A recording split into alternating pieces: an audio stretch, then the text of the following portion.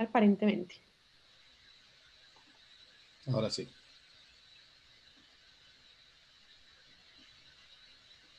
¿Me confirman si es... A ver, Listo, sí. perfecto. Bueno, entonces vamos a dar inicio al conversatorio. Iniciemos con las presentaciones de nuestras invitadas y nuestros invitados, o de nuestra invitada y nuestros invitados, porque parece que hay de pronto un inconveniente con una de ellas. Liz, si quieres puedes compartir la presentación.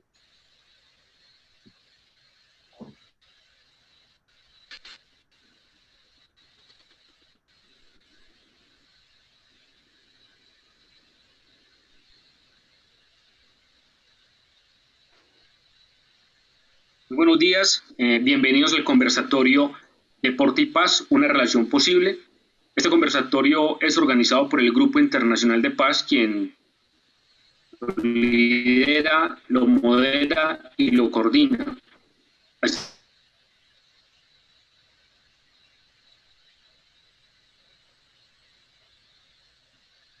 que todos muy bienvenidos y vamos a presentar a cada uno de los... El primer invitado para el día de hoy es Diogo Jurema. Diogo es vicepresidente de la Junta Directiva del GIP. Diogo tiene una trayectoria de más de 15 años en el sector deporte, cumpliendo diferentes roles y al servicio de múltiples sectores, como federaciones deportivas, miembros del movimiento olímpico, agencias de la ONU y ONG.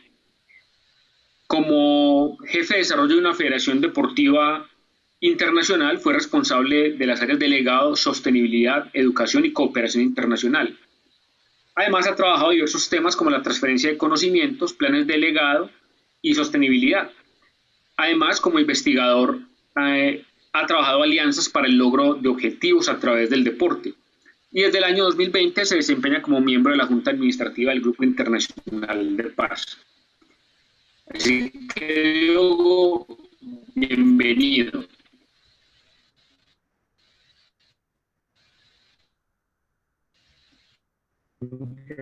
Gracias.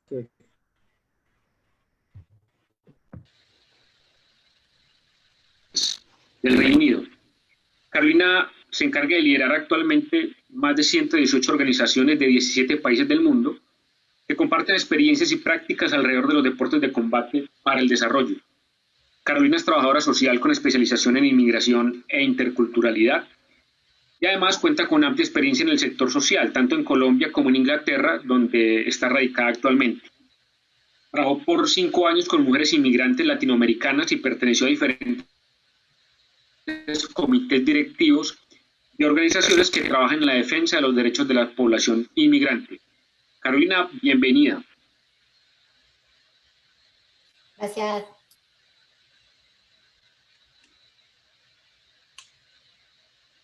Queremos presentar también hoy dentro del conversatorio a Nick Sprague. Nick es presidente de la Junta Directiva de Love.Football, que es una ONG global que vincula y moviliza comunidades para crear sus propias canchas de fútbol como plataformas sostenibles para el cambio social. Nick además trabaja en estrecha colaboración con equipos profesionales, atletas de todo el mundo, y se desempeña como jefe de proyectos especiales para el Inter de Miami, y además trabaja para una firma muy reconocida en el análisis de datos y biotecnología. Nick, bienvenido. Gracias.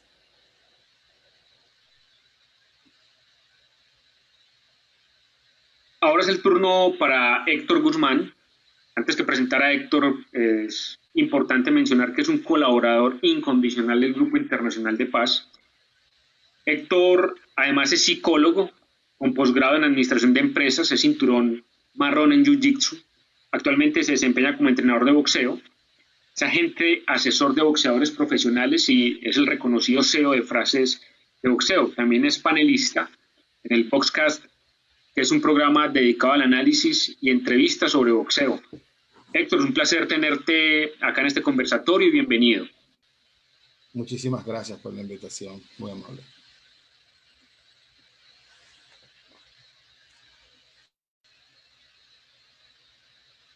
Bueno, ahora es un inmenso honor y placer presentar a esta invitada. Ella es Juliana Tibau, ella es la CEO de Luta por la Paz de Brasil, que es una organización que tiene como misión principal fortalecer la red de protección de niños, niñas y jóvenes a través de los deportes de combate. Juliana es psicóloga con énfasis en psicología social, tiene un MBA en gerencia de proyectos para organizaciones sociales y gerencia de desarrollo de líderes.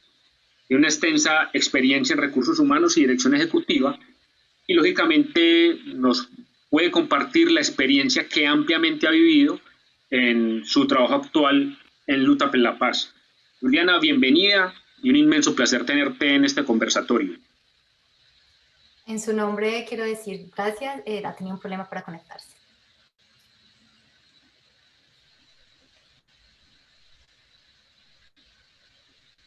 Bien, nuestro último invitado a este conversatorio es Roberto Gutiérrez.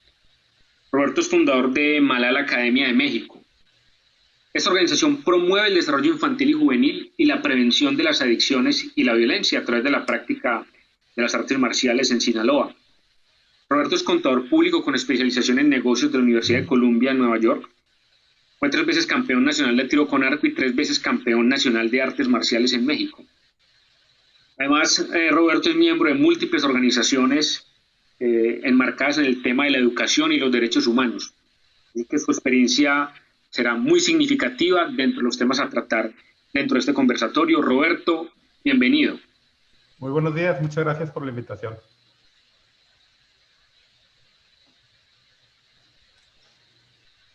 Ahora quiero presentarles quién será la moderadora de este conversatorio. Ella es Beatriz Mejía, es la fundadora y directora ejecutiva del Grupo Internacional de Paz, una organización que se ha desempeñado esencialmente en el trabajo nacional e internacional dentro del sector deporte para el desarrollo y la paz. Además, Beatriz es administradora de negocios, magíster en desarrollo y magíster en gobierno y políticas públicas. Se ha especializado en el campo de la construcción de paz y la seguridad ciudadana. Beatriz cuenta con un amplio reconocimiento en el liderazgo de la construcción de paz en Colombia a partir del deporte. Así que, Beatriz, esto es tu espacio. Bienvenidos todos y mil gracias y que disfruten el conversatorio. Bueno, muchísimas gracias por la presentación. Esperamos, pues nos ha notificado Juliana de Luta por la Paz que está teniendo en este momento inconvenientes en el sector con el internet allá en Río de Janeiro, así que vamos a darle la bienvenida en el momento que ella pueda entrar. No pudo llegar a tiempo, esperamos que pueda hacerse presente en este espacio. De todas formas, les contamos que Fight for Peace y Luta por la Paz es la misma organización, solo que Luta es la organización en Brasil. Así que por eso Carolina se tomó ahorita la vocería para agradecer la presentación, pero esperamos pues también contar aquí con la participación de ellas. Entonces me complace mucho y agradezco a todos ustedes estar aquí en este conversatorio hoy que me corresponderá moderar, en este caso, en el marco del Día Internacional de la Paz que celebraremos el próximo lunes 21 de septiembre. Con todos ustedes hemos tenido encuentros, nos hemos cruzado en algún punto del camino, algunos ya con historia de vieja data, con Grupo Internacional de Paz, otros con una historia mucho más reciente, pero al final cada uno desde su rincón en el mundo, haciendo parte de esta red de deporte para el desarrollo y la paz, o SDP como es conocido el sector a nivel internacional. Quiero también agradecer a todas las personas que en este momento se están conectando por las redes sociales, específicamente por Facebook, donde se está transmitiendo en vivo, y pues también tendrán en algún momento la oportunidad de hacer preguntas por el chat, así que preparen las preguntas porque seguramente vamos a tener unos minutos para atenderlas a todas. En este día siento el deber moral y siento que debo expresar que aquí en Colombia estos días duelen mucho, ya que hay situaciones en el contexto sociopolítico que han exacerbado enormemente la violencia. Y definitivamente lo que han evidenciado es la necesidad de no claudicar en esta búsqueda y en este fortalecimiento de la paz en el país. Desde todos los rincones y todos los roles que los colombianos y las colombianas asumamos en el plano profesional, en el plano personal, Creo que es un deber nuestro seguir apostándole a la paz y no ser permisivos con ninguna forma, ninguna manifestación de violencia infringida, bien sea desde la ciudadanía, desde los grupos ilegales o desde el Estado. Quiero hacer este llamado hoy aprovechando en ocasión del Día Internacional de la Paz, aprovechando este conversatorio que nos convoca acá para reafirmarnos en esta apuesta. Quería hacerlo como inicio, sin antes iniciar esta conversación, porque definitivamente es muy doloroso lo que nos está pasando y creo que todos, como lo digo, aquí somos corresponsables. Bueno, entonces demos inicio al conversatorio. Con respecto a la dinámica, yo iniciaré con una pregunta de contexto para todos y Carolina, que están aquí en este conversatorio. Pueden contestarlas todas, es una pregunta muy general, donde máximo les pido por favor que se tomen 2 minutos, porque realmente luego es que vamos a pasar a profundizar un poco más a partir de unas preguntas orientadoras que yo les haré a uno o varios de ustedes. Entonces, allí ya en estas preguntas sí nos podemos tomar 5 minutos para desarrollarlas. Y si alguno de ustedes quiere agregar a la pregunta del otro invitado, lo podrá hacer al finalizar su intervención por 1 minuto más. Quiero saber si quedó claro para los invitados la dinámica. Si alguno no tiene claridad, por favor nos alza la manito y aquí vamos a estar muy pendientes. Bueno, este evento se está transmitiendo en vivo, como ya les dije, en este momento por Facebook Live de Grupo Internacional de Paz, entonces quedará disponible después de la transmisión por si alguno debe salirse, quiere salirse, los mismos invitados quieren hacer un poco como revisión y recorderis de esto que vamos a conversar aquí. Y pues, como les dije ahora, también los participantes van a tener un espacio, perdón, la audiencia, las personas que están viendo, el público en este momento por las redes sociales,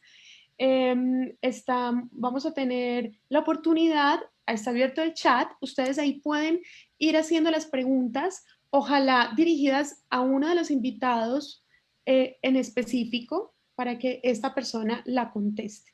Al final nos va a tocar seguramente filtrar algunas preguntas por temas de tiempo, pero siéntese en libertad de escuchar y luego de cada intervención poder hacer las preguntas. Bueno, esperamos que esto sea una conversación muy amena y tranquila, en donde respetemos los tiempos para dar cubrimiento a toda la temática como se tiene planteada y permitir la participación de todas y todos.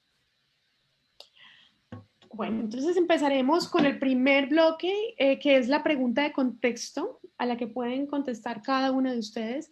Y recuerden que tienen máximo 2 minutos para preguntar. Esta pregunta de contexto nos va a situar un poco en la temática. Parece, digamos, que existe un consenso a nivel internacional de la relación entre deporte y paz. Ha sido destacada por las Naciones Unidas en diversos espacios, por los gobiernos, en algunos casos con mayor precisión y en otros de una manera como simple enunciados o más ambiguas, pero definitivamente en el ámbito académico está cada vez más claro y se sienta más en esta temática, en esta relación de deporte y paz. En el mundo entero nosotros podemos encontrar diversas iniciativas de deporte que contribuyen y promueven el tema de la cultura de paz y la prevención de la violencia o las violencias, y otras mucho más específicas ya que se centran en deporte y reintegración de excombatientes, deporte y reparación a las víctimas, deporte y socialización de pospenados, deporte y reconciliación entre grupos, reparación del tejido social comunitario en el posconflicto, entre otros. Entonces, ¿cómo describir esta relación y qué elementos para ustedes son clave, deben existir en los procesos deportivos para que cumplan con esta función social en términos de construcción de paz, considerando que no partimos del hecho de que hay una relación per se? Entonces nos gustaría escucharlos de acuerdo al orden que vamos a tener aquí que tenemos en este momento en la pantalla, sobre cómo se da esta relación entre deporte y paz y qué elementos creen ustedes que deben existir? Vamos a empezar aquí en la pantalla, me parece primero Carolina. Carolina, bienvenida. Muchas gracias, qué suerte tengo. Muchas gracias por invitarme y bueno, buenos días para todos y todas y bueno, buenas tardes para quienes estamos al otro lado del océano, como en mi caso, que estoy en Londres. Pues vea, yo consideraría que para mí la relación es directa entre el deporte y la paz y qué elementos, digamos que en un minuto es difícil describir los elementos que son vitales, pero yo creo que una de las cosas más importantes, 2 minutos, está bien. Creo que, bueno, el deporte intrínsecamente tiene la capacidad de atraer, de atraer a esas poblaciones que muchas veces no se atraen de manera fácil con otros procesos y es una plataforma que permite la construcción y el diálogo. Yo considero que los elementos que debe tener, uno de los más importantes es que sea planeado y focalizado. O sea, el deporte de por sí, intrínsecamente, como lo hemos hablado, tiene demasiados elementos que pueden servir para la construcción de paz y desarrollo, pero cuando estos elementos no son focalizados, planeados y pensados, pueden incluso construir lo contrario a la paz o la violencia, ¿no? Pueden incluso ser exclusivos, no inclusivos, pueden ser espacios que no propicien espacios seguros en vez de y propicien espacios inseguros. Entonces yo diría que la planeación y la focalización por medio de metodologías como las que todos conocemos, 7P, es una metodología bastante importante que maneja GIP, y metodologías alrededor del mundo hay muchas. Lo más importante es que son holísticas, que no solo se basan en el deporte como tal, sino que trabajan ya sea dentro del entrenamiento o por fuera del mismo, elementos que permitan hacer la transferencia del deporte a la vida. No sé si yo entendí bien la pregunta, si de algunos elementos o si quisiera refocalizarla para que los otros participantes de pronto focalicen mucho mejor la respuesta. Muchas gracias, Caro. Me quedó muy claro. Bueno, se nos desconectó Diogo, que venía en la lista. Ahora vamos entonces con Nick. Nick, tu espacio, por favor, para que nos cuentes qué elementos crees tú que deben incluir. Yo creo que Carolina utilizó la palabra intrínseca y yo creo que esa es la mejor descripción. Y cuando vemos la conexión entre el deporte y la paz, el deporte es realmente un vehículo. Es como una plataforma de infraestructura que puede ser utilizado para muchos fines, pero la conexión directa con la paz es podemos utilizar el deporte como el vehículo para conseguir los logros o los objetivos que tenemos vía la paz, sea por la construcción de diálogo, sea por la construcción de identidad, sea por la construcción de comunidad, sea por crear un elemento en común donde quizás no estamos de acuerdo con todo que está por allá, pero por lo menos estamos de acuerdo con esto. Entonces, es un vehículo y eso es su utilidad para la construcción de la paz cuando la vemos y la tratamos de esta forma. Gracias, Nick. Muchísimas gracias. Bueno, Héctor, tu turno. Buenos días a todos y todas los que están en el panel. Muchas gracias por la invitación. Pues fíjense, yo considero que el deporte, su principal atributo, ya como lo han dicho mis compañeros, principalmente que es una relación intrínseca con la paz, pero la disciplina y el compromiso. O sea, lo que envuelve el deporte en sí, lo que lleva al ser humano, ya sea al niño, al hombre o incluso al envejeciente, cuando tiene esa disciplina, cuando tiene ese compromiso con el deporte, pues lo enfoca de una manera totalmente diferente a lo que incluso te puede llevar pues una sociedad que tiene ciertos sesgos o cualquier tipo de inconvenientes, porque pues te lleva directamente a ser disciplinado, y la disciplina bien orientada pues lleva directamente a que nosotros tengamos ese compromiso con el resultado, que va muchísimo más allá de lo que es pues la violencia en este caso, que nos quita pues esa, esa, esa visión de no hacer daño, porque el deporte lleva eso, un compromiso y una disciplina, y yo lo resumo básicamente en eso. Hay un boxeador muy famoso que dice trabajo duro y compromiso. Eso básicamente son las dos palabras claves para entender el deporte y la paz. Gracias, Héctor. Diogo. ¿Qué es Diogo? Tu turno, Diogo. Sí, para mí el deporte es algo que puede llevar a los dos lados, ¿no? A la paz, pero también al estrés y etcétera, ¿no? Ha sido utilizado ya políticamente para fines de paz y para fines no muy pacificadores, ¿no? Entonces, para mí es claro que antes de todo, el deporte es una plataforma, ¿no? Es una plataforma, una herramienta que se puede utilizar de diferentes maneras, que ha sido utilizada por la paz en muchos lugares del mundo. Yo pienso que como una plataforma que se puede utilizar de manera positiva, no se puede tratar solamente del deporte como la parte técnica y del cómo jugar y cómo entrar en esta línea de desarrollo técnico, ¿no? Entonces, como una plataforma tiene que estar, tiene que ser trabajado, trabajando los elementos que los colegas han mencionado aquí para tratar de problemas específicos de una comunidad.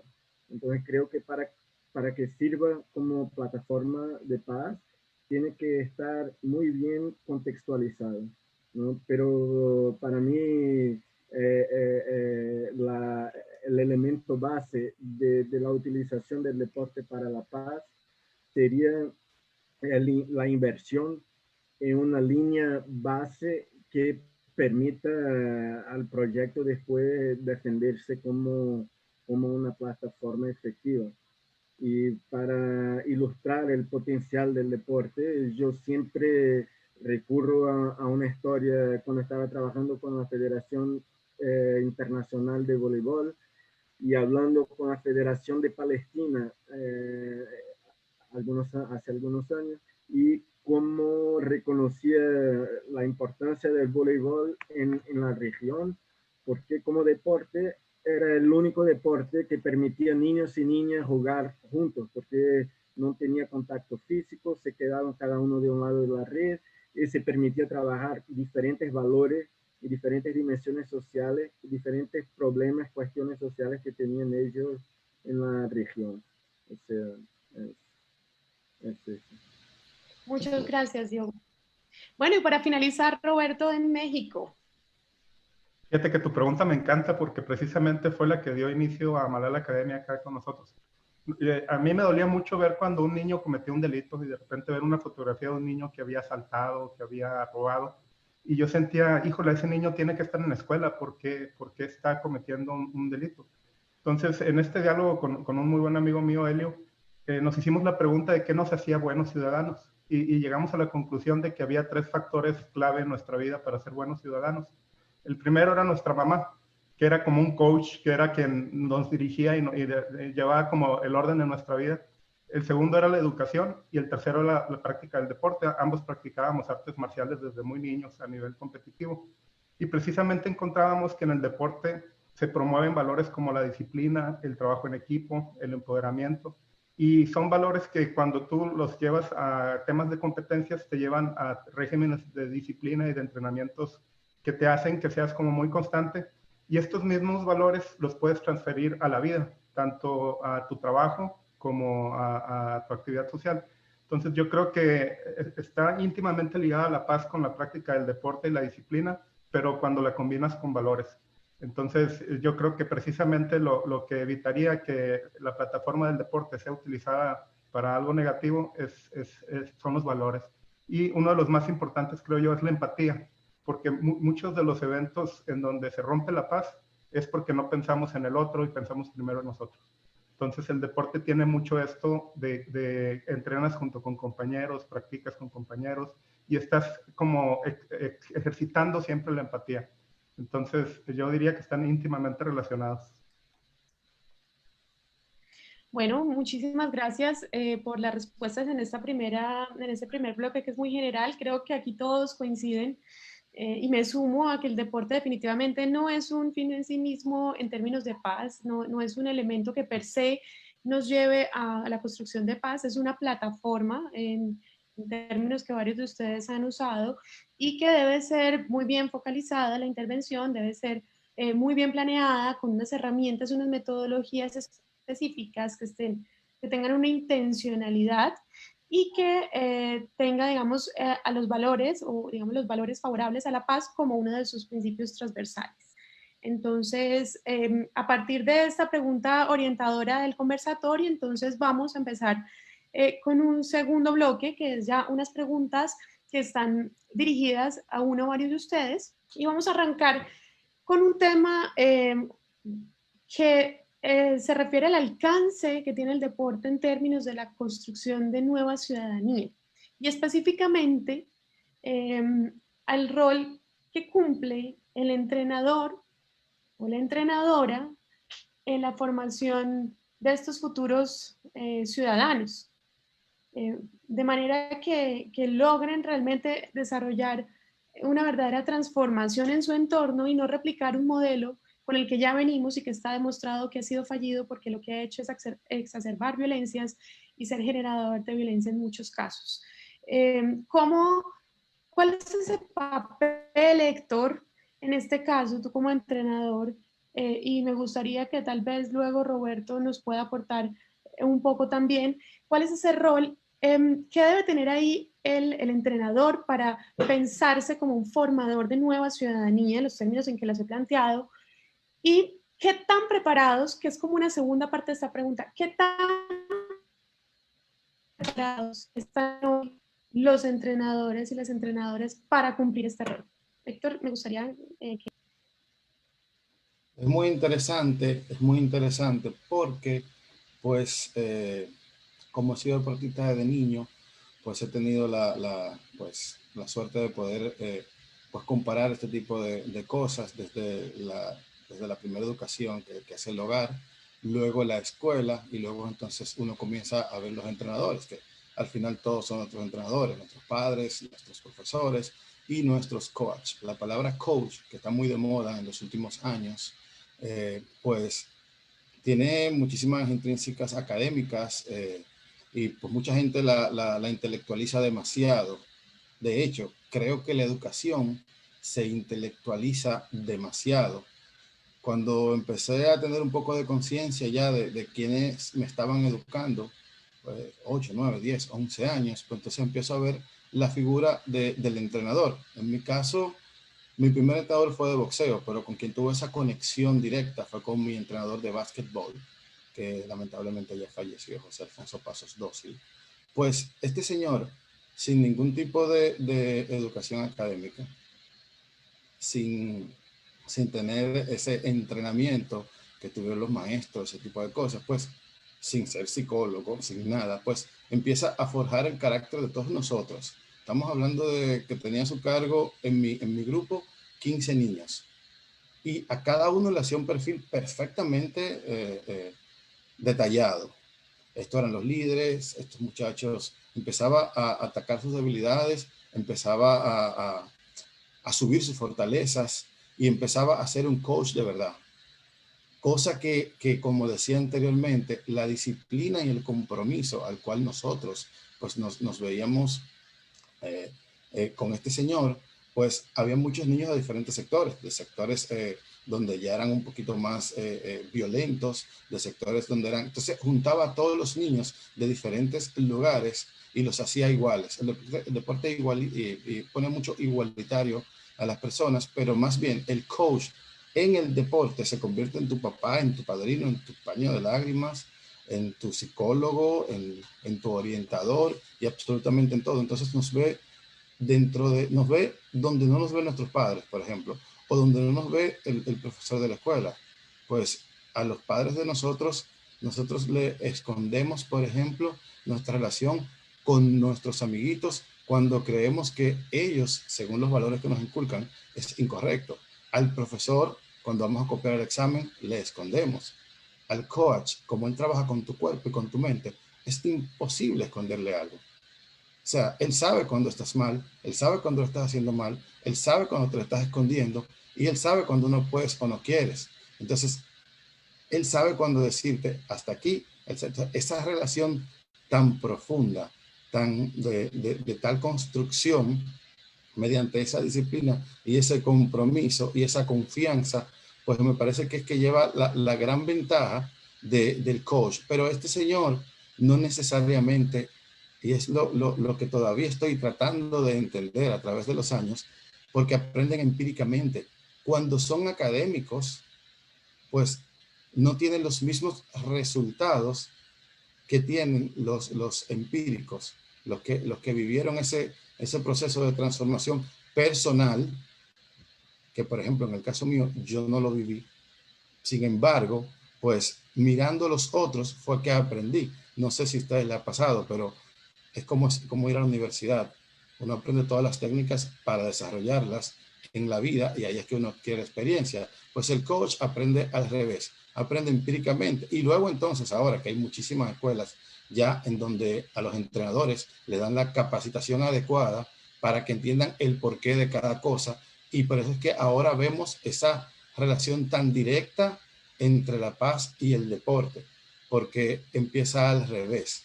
Primero aprenden en la vida y luego aprenden académicamente. Creo que ese es el tema principal del entrenador, la experiencia que tiene de vida y el contacto con su alumno o su entrenado o el niño es bastante honesto, es muy honesto, y al ser honesto, pues tiene resultados muchísimo más eficaces. Qué bonito, Héctor. Muy, muy, muy claro, y esto de hecho nos advierte un poco también esto que decimos, que el deporte es el lenguaje universal, ¿no? Que no necesita tanta preparación académica y que aquí pone a trabajar los dos lados, los dos hemisferios del cerebro, pero sobre todo que es un acto generoso desde el ser. Me parece muy, muy valioso lo que tú dices de la honestidad con la que sirve el entrenador, y que ese es uno de los factores clave para poder decir que hay un acompañamiento. De hecho, pues el deporte es una herramienta experiencial en la vida, entonces muy, muy interesante, muy bonito este tema de la honestidad con la que sirve el entrenador. Roberto, ¿te gustaría agregar algo? Sí, claro. Fíjate que yo creo que todos estamos en una constante lucha de ser la mejor versión de nosotros mismos. Siempre estamos como la persona que puedo ser y la que soy, y el gap que existe y lo que tengo que hacer yo para llegar a ese gap. Y lo que pasa cuando uno es niño es que uno como niño se pone muchos límites y tenemos muchos miedos. Entonces, de cierta manera, el coach o tu entrenador se vuelve esa persona que te está empujando y te está empujando para que des el máximo y logres subir tu potencial. Yo tenía un maestro en Colombia que se llama el profesor Mitchell, que escribió un libro que se lo recomiendo mucho. Es muy bonito y habla una teoría de esto. Él era maestro de coach de canotaje y su equipo llegó a ser campeón en canotaje. Entonces, él empezó a observar después de 20 años de haber ganado el campeonato, se le ocurrió empezar a buscar en Facebook a sus alumnos y a ver qué había sido de ellos. Y se sorprendió mucho porque encontró que cada uno de sus alumnos era muy exitoso en su campo. Algunos en el campo de la medicina, otros en el campo de las finanzas, otros en el campo empresarial. Y al final los reunió a todos y empezaron a platicar de su época de deporte y de su época como adultos empresarios o profesionistas. Y él encontró que el común denominador que las personas o sus alumnos le decían es que él había marcado su vida desde niños y lo que ellos habían aprendido con él en el canotaje lo habían aplicado en su vida, en su futuro. Entonces, a partir de ahí escribió un libro que busca precisamente encontrar la relación del éxito de las personas y el que tengas un coach o un líder o alguien a quien tú admiras que te guía para que tú estés como superando tu potencial. Entonces, realmente yo creo que todos los que nos hemos subido a un podium en algún momento, cuando miramos atrás, y queremos agradecer. En la lista está nuestro coach, ¿no? Y nosotros pensamos, es que todo se lo debo a mi coach. Y yo creo que esa es una realidad. Y en cuanto a qué tan preparados o no, yo creo que hay como una diversidad dependiendo el tipo de disciplina y dependiendo de qué tan profesional es el lugar en donde lo estás practicando. Pero coincido mucho con Héctor, que yo creo que el ingrediente principal para un coach como el que nos describió Héctor es la pasión por lo que hace. Entonces, cuando una persona de verdad se apasiona por lo que hace y le gusta lo que está haciendo, aunque no haya estudiado, aunque no sea psicólogo, aunque no tenga bases, vamos a decir, técnicas, busca cómo ser mejor persona y busca cómo empujar a los demás. Y yo creo que yo pondría que ese ingrediente que encontró Héctor en su coach y que probablemente muchos de nosotros lo hemos encontrado en nuestros coaches también, es una gran pasión por lo que hacen. Muchas gracias, Héctor. Bueno, también digamos que los estudios de la historia moderna en términos de paz han mostrado que no solamente el plano individual es importante en este sentido, también es de suma relevancia y pues determinante este asunto del desarrollo de capacidades colectivas y de comunidad, entendiéndose el establecimiento de las redes de cooperación, la toma de decisiones colectivas, el control sobre los bienes públicos o los bienes que son de todos, el fortalecimiento de la confianza entre los miembros de una comunidad. Entonces, Nick, desde tu experiencia y la experiencia del fútbol, cuéntanos, ¿cómo crees tú que puede incidir en esto el deporte? Si es posible fortalecer la comunidad y más aún es posible crear comunidad a partir del deporte. Sí. En lo fútbol, Beatriz, nosotros desarrollamos canchas, plataformas de infraestructura, de deportes o de otro objetivo social en conjunto con comunidades. Y es un proceso que desde el principio al fin la comunidad toma todas las decisiones, desde el diseño hasta la operación y mantenimiento de la cancha. Y durante el proceso de la construcción, la propia comunidad hace su labor voluntariado para la construcción de la cancha. Entonces, literalmente, la cancha está construida por la comunidad y luego la comunidad y luego la cancha empieza a construir la comunidad a su alrededor. Pensando en ejemplos de comunidades que trabajamos, que son principalmente sus residentes muchas veces no son de ahí, son migrantes económicos, son personas desplazados, puede ser por el conflicto, puede ser por el tema económico, el tema de clima. Y nos encontramos a veces en comunidades recién formadas, bien poblados en términos de gente y que contiene gente de muchos departamentos del país o incluso gente de muchos otros países conviviendo en el mismo espacio. Pero realmente esos residentes no tienen ninguna conexión física con su espacio local, con el lugar donde viven. Y además no tienen ninguna conexión tangible con sus vecinos, siendo todos viniendo de otros lugares y siendo todos en esa lucha de sobrevivencia diaria, normalmente intentando ver cómo aprovechar las ciudades grandes para alcanzar el mercado laboral. Entonces, a pesar de estar rodeado de mucha gente, yo realmente no conozco a esa gente y todos nosotros venimos de partes diferentes y no hay punto de conexión.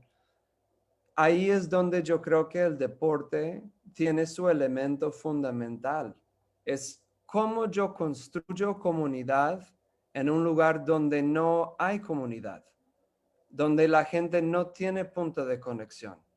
Y tuvimos un momento muy especial en una cancha que hicimos en México, en una comunidad bien parecida a la que yo te escribí, donde los miembros de la comunidad nos comunicaran que el solo hecho de poner sus manos en la tierra, en la parte de la preparación del sitio, haciendo el sitio plano para poder instalar la cancha encima, que era un asunto muy poderoso para ellos, que nunca habían sentido una proximidad a su lugar física antes de haber tenido esa experiencia. Aparte de siendo la primera oportunidad que realmente tomaran decisiones en conjunto, que realmente tuvieran un punto de conexión, un tema para resolver en conjunto, en vez de todo el mundo estar en la vida propia. Entonces, eso es un ejemplo de la experiencia de lo fútbol, pero se puede imaginar programación de entrenamiento de boxeo, programación de habilidades de vida a través del deporte, currículos que organizaciones como Lucha por la Paz pueden instalar en comunidades. O sea, todas esas herramientas que vienen del deporte, a veces es la primera vez que empieza a construir algo que luce como comunidad en el lugar donde están siendo entregados. Muchas gracias, Nick. Y hablando de estos temas de comunidad, Caro, no sé si conoces o nos puedes compartir algunas de las experiencias de tus organizaciones en términos de esto de creación o de fortalecimiento de comunidad, de la comunidad donde intervienen. Por ejemplo, en el caso de Lucha por la Paz, que está en la favela de La Maré, ¿cómo hacen ese ejercicio de fortalecimiento de comunidad? Bueno, yo creo que una de las cosas que ustedes dos han mencionado, tanto vos, Beatriz, como vos, Nick, el tema de proyecto en conjunto de comunidad en la construcción misma de un espacio físico o una recuperación de un espacio, creo que es una clave muy importante y como que un factor que permite que las comunidades empiecen a construir alrededor de la construcción o recuperación de un espacio, y creo que lo hace GIP y lo hacen muchas organizaciones con las que trabajamos. Es una excusa de construir comunidad, construyendo físicamente un espacio que permite, una infraestructura que permite el desarrollo de una actividad deportiva. Entonces creo que, y te menciono ejemplos, un ejemplo es GIP, ya lo conocen todos, recuperando espacios en varias comunidades colombianas.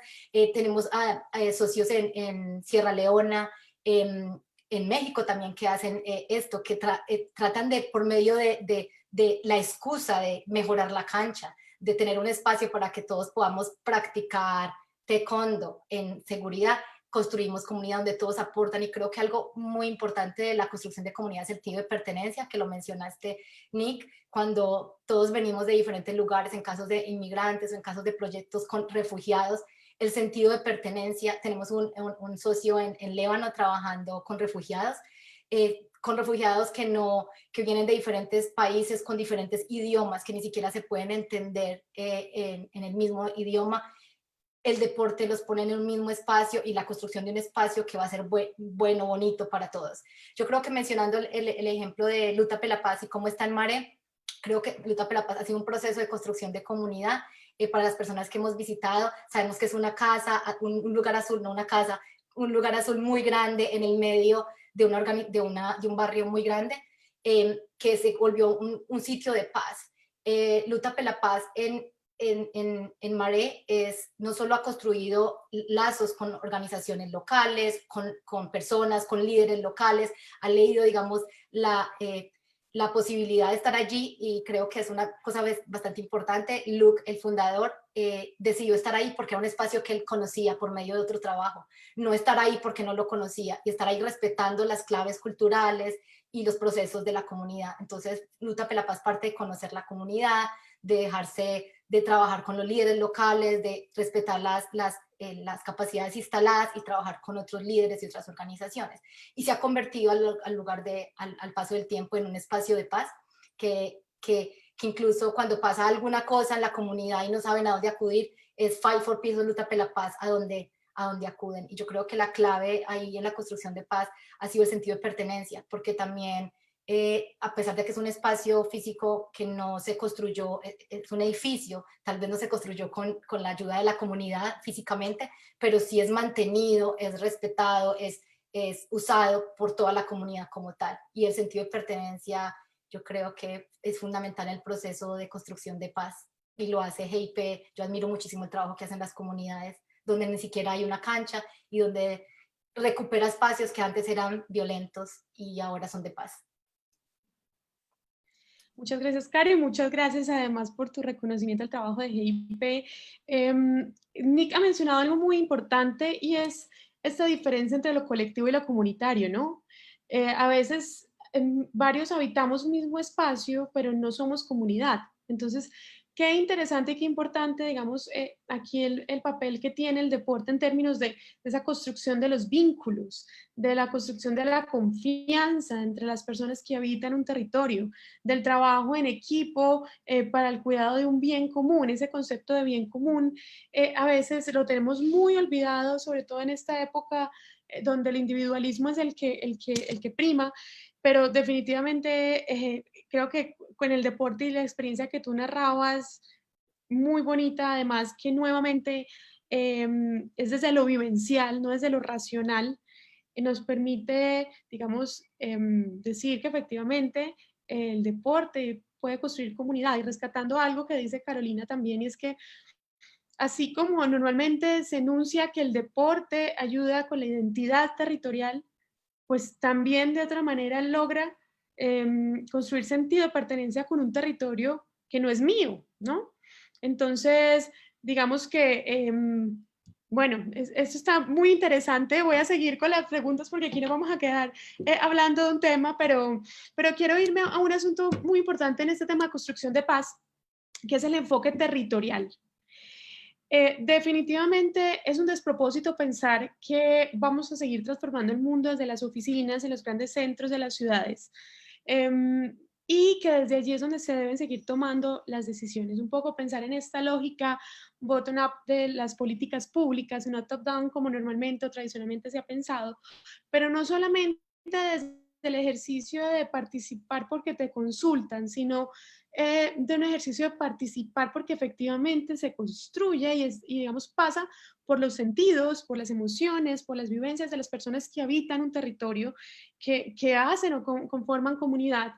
Y lo interesante es que, digamos, de pensar en cómo si estos procesos de construcción de paz, específicamente en estos casos que pasan por el deporte, son sostenibles, pues deben darse desde los territorios y con los actores. Entonces, aquí quisiera consultar a Diogo y preguntarle un poco, Diogo, ¿qué tanto crees tú que se ha avanzado en este sentido en el sector deporte a nivel internacional?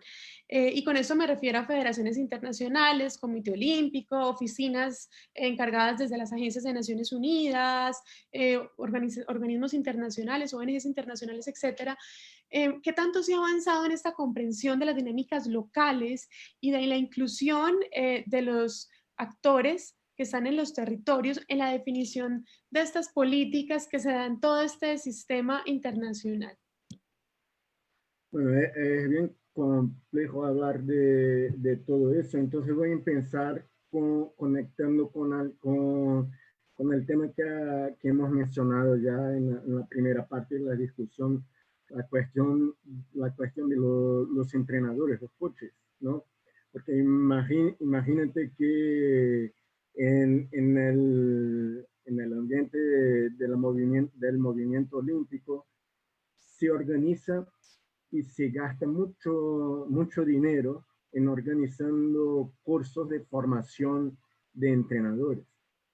Y es muy interesante si empezamos a ver el contenido de estos cursos de formación de entrenadores, porque muestra el enfoque exclusivo que tienen las federaciones internacionales en el desarrollo de su propia disciplina y de la parte solamente técnica de la formación. Entonces, esto ya muestra un poco cómo se ve el movimiento olímpico, este espacio del deporte para la paz. O sea, no se ve mucho. Un otro punto que se puede ser interesante de mencionar, cuando hablamos aquí en este ambiente internacional de federaciones, hablamos de proyectos de desarrollo.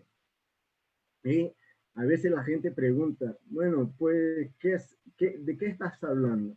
¿Desarrollo del deporte o de desarrollo a través del deporte?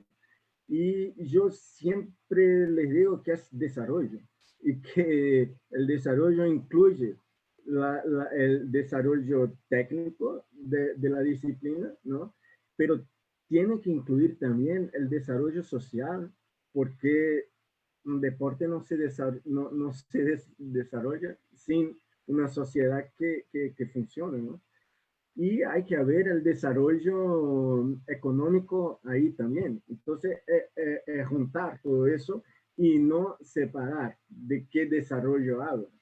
Y ya esta separación también muestra que hay una visión de que esto todo es separado y cuando no debería serlo, ¿vale? Es un ambiente muy fragmentado en términos de planeamiento de eventos y en términos de programaciones de desarrollo. Los actores no están a dialogar.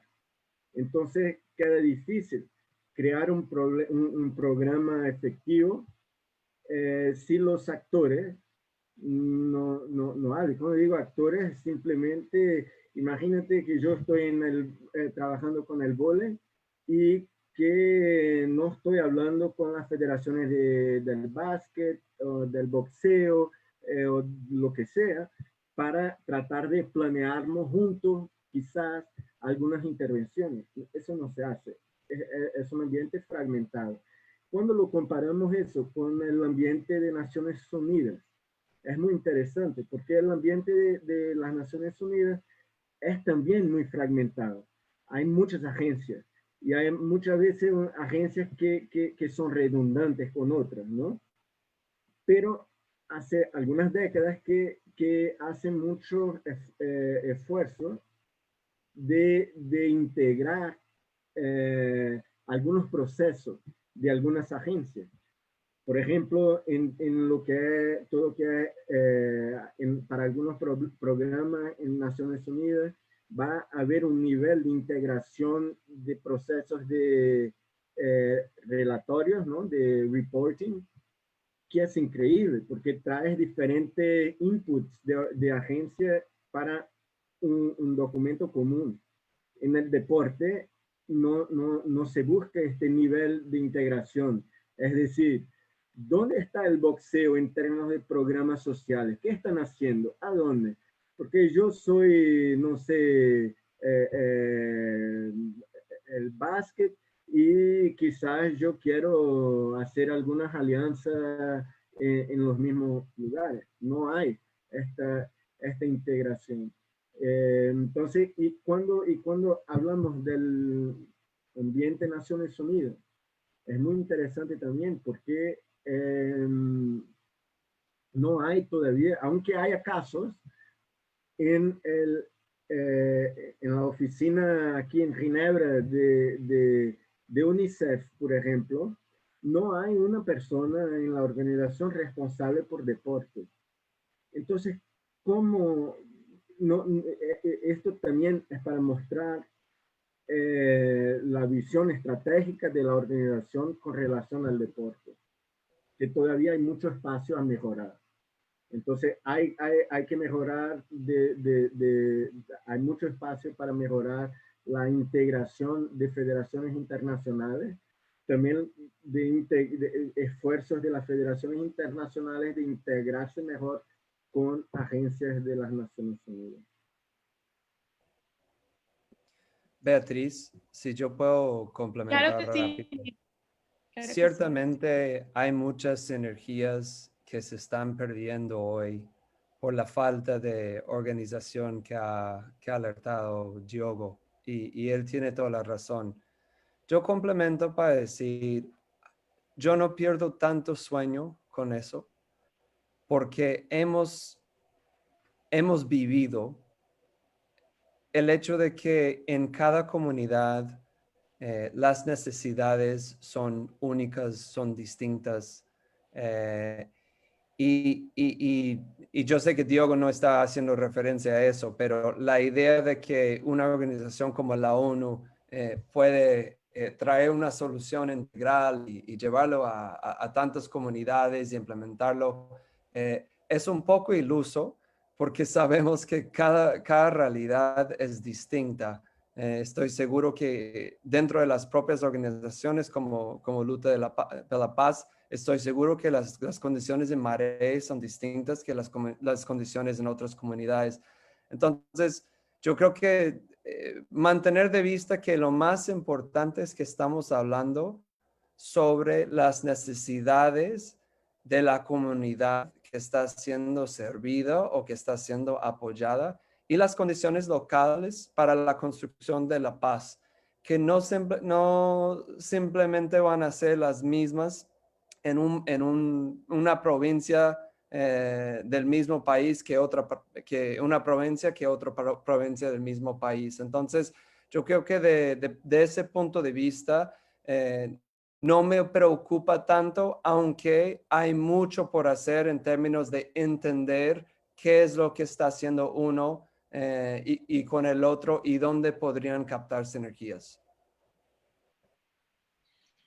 Gracias, Nick, y gracias, Diogo. ¿Diogo quiere agregar algo? ¿Iba a agregar algo? Sí, yo iba a continuar el diálogo para decir que sí, que no me saca del sueño tampoco, pero cuando imaginamos, como dijiste tú, Nick, las sinergias que se pierden, imagínense que en un ciclo de 4 años, las federaciones olímpicas internacionales están a organizar más de 8.000 eventos, 8.000 competiciones.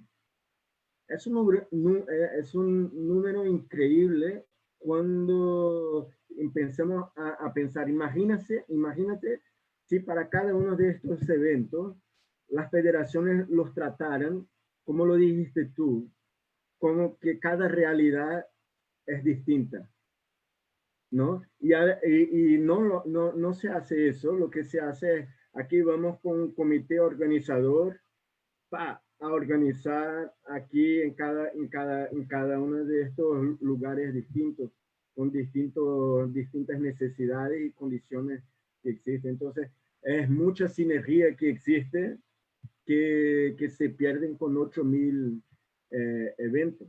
Pero eso no es para ser pesimista, al contrario, es mucho optimismo, porque hay muchos recursos que se ponen para estos 8.000 eventos.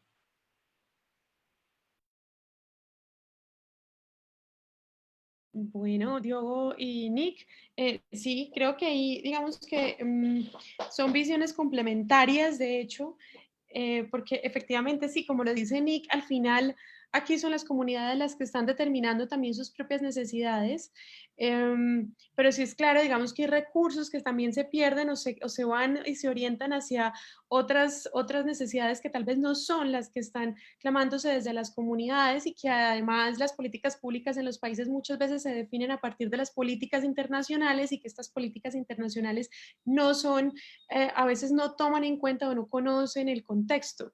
Entonces creo que aquí hay un enfoque muy complementario. Yo quiero continuar con este tema de la perspectiva territorial, Carolina, en este caso. Y te va a tocar representar a Luta de la Paz, pero claramente tú la conoces muy bien porque es el mismo modelo. Fight for Peace es la organización, digamos, a nivel internacional y Luta ya es como el capítulo Brasil, pero en este sentido de enfoque territorial hay actores que son clave o actores sujetos de atención, sujetos de atención como son los grupos de jóvenes de estos territorios con altas conflictividades y violencias.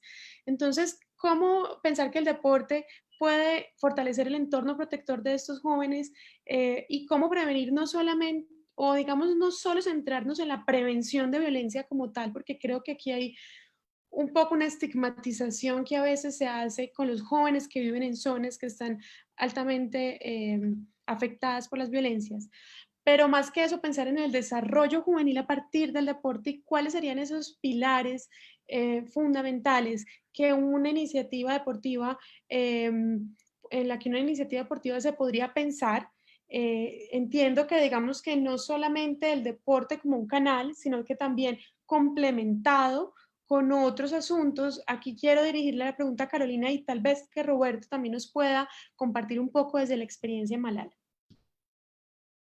Bueno, yo voy a tomar la vocería por Juliana. Obviamente, como lo han discutido, también el enfoque territorial de Five for Peace no es como nos excluye de ese proceso de que en Brasil nacemos en la favela de Maré y luego transferimos el conocimiento del sur al norte, lo cual no es muy común, y aquí se realizó.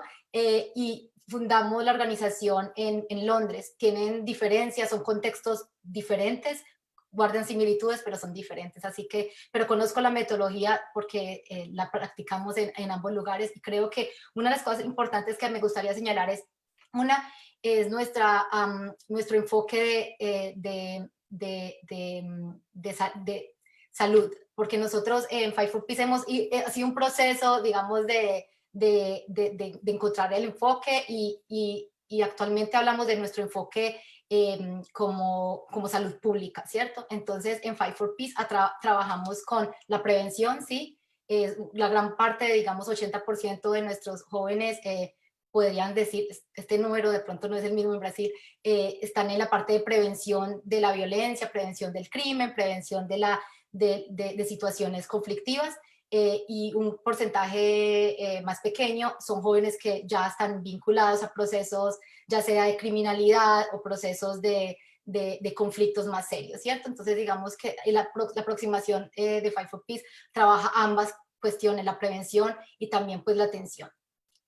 Creo que una de las cosas fundamentales de mencionar es la visión holística de la metodología de Five for Peace. Para los que no conocen, de pronto les voy a repetir a los que conocen, son 5 pilares fundamentales que trabajamos. El deporte es uno de ellos, en este caso nosotros trabajamos deportes de combate,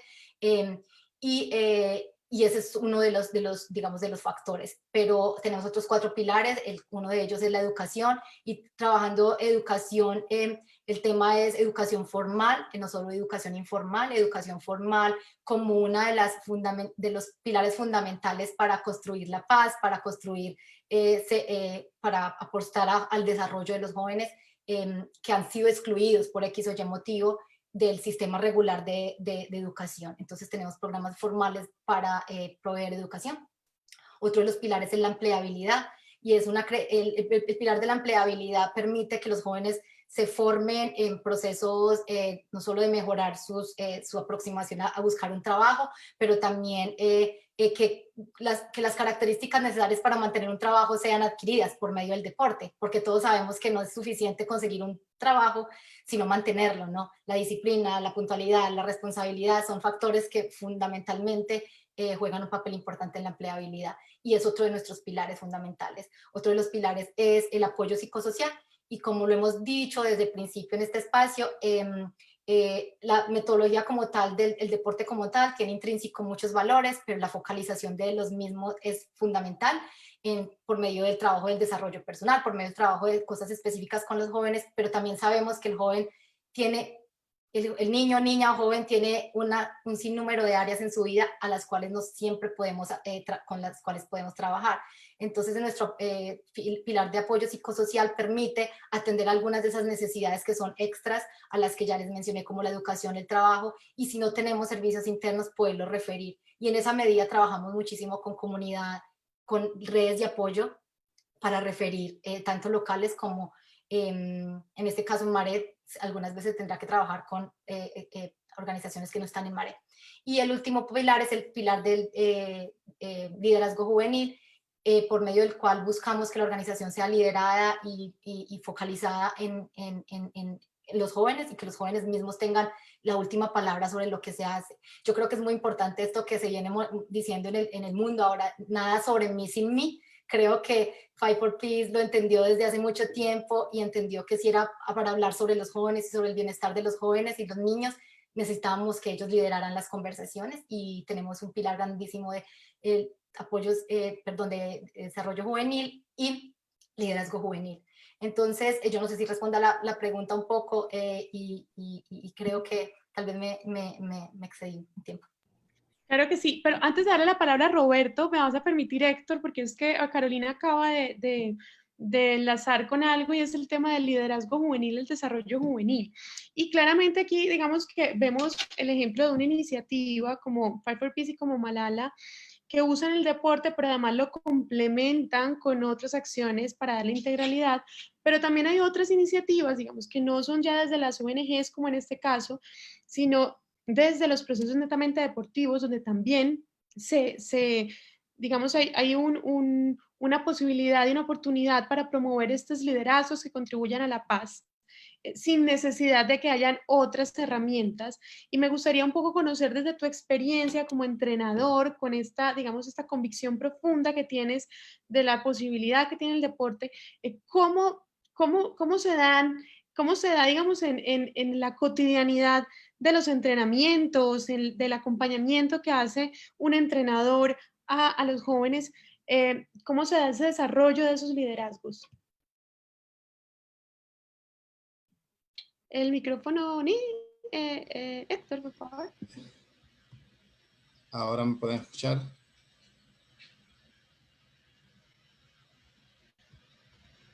Hello. Sí. El que no escucha soy yo. ahora el que no escucha soy yo. Sí, te escuchamos. Ok, pues le decía que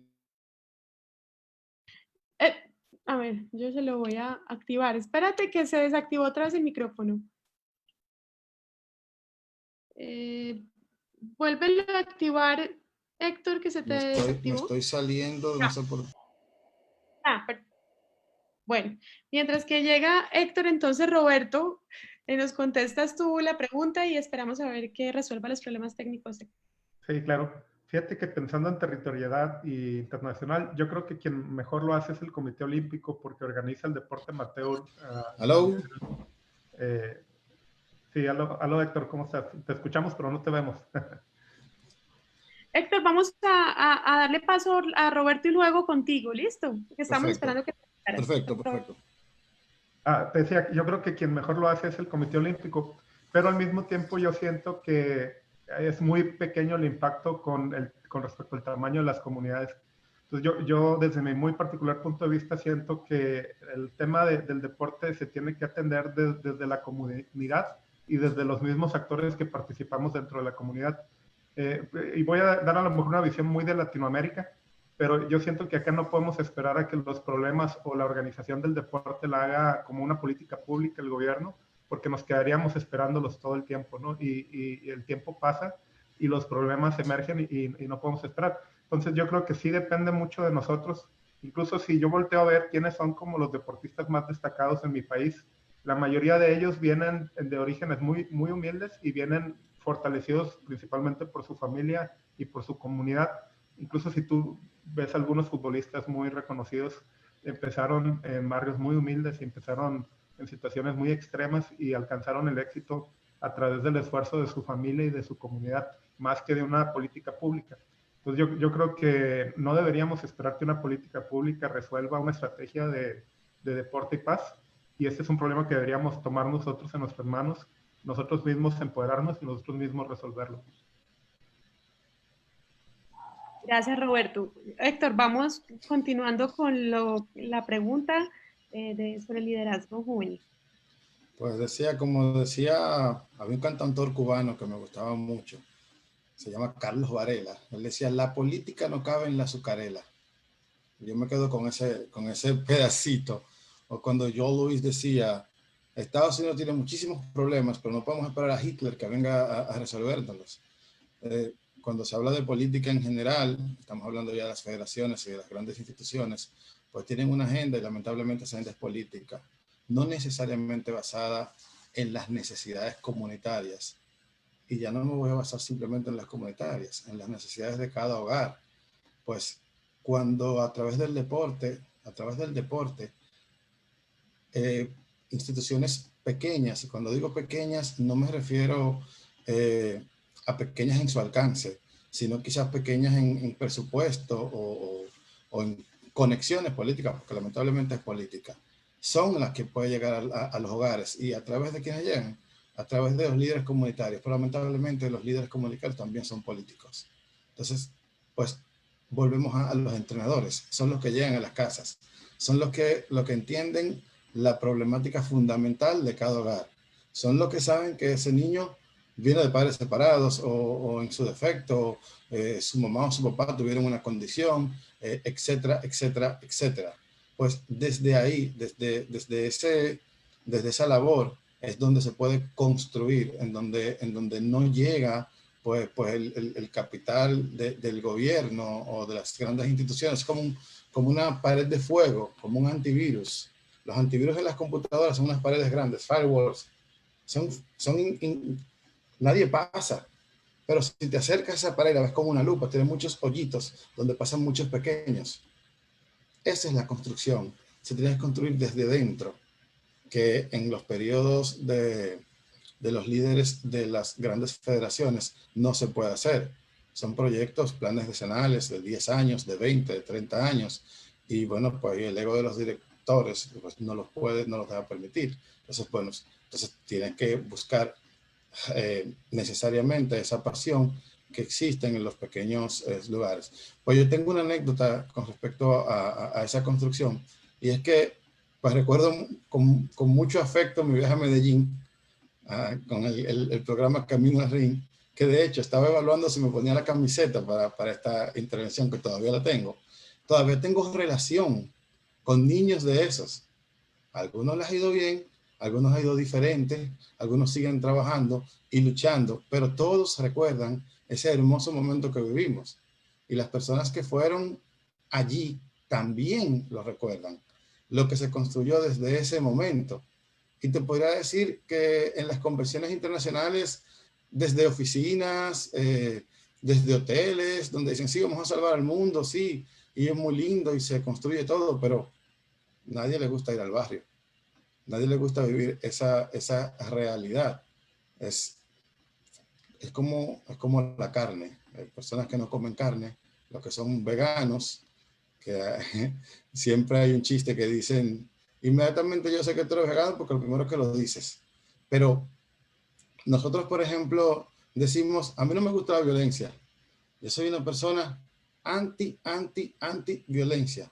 Y es el primero que en el fútbol dice, mátalo, mátalo, mátalo. O va a mujer, cuando le dicen en Brasil con el asunto del fútbol y se convierte en algo cultural. Pero esa misma supuesta violencia es lo que salva a las personas. ¿Por qué? Porque lo hace a través, como digo nuevamente, de la disciplina y se construye desde abajo, no desde arriba. Creo que el tema es la construcción desde abajo y no es un reto mucho más grande, es un reto anónimo, es un reto que no lleva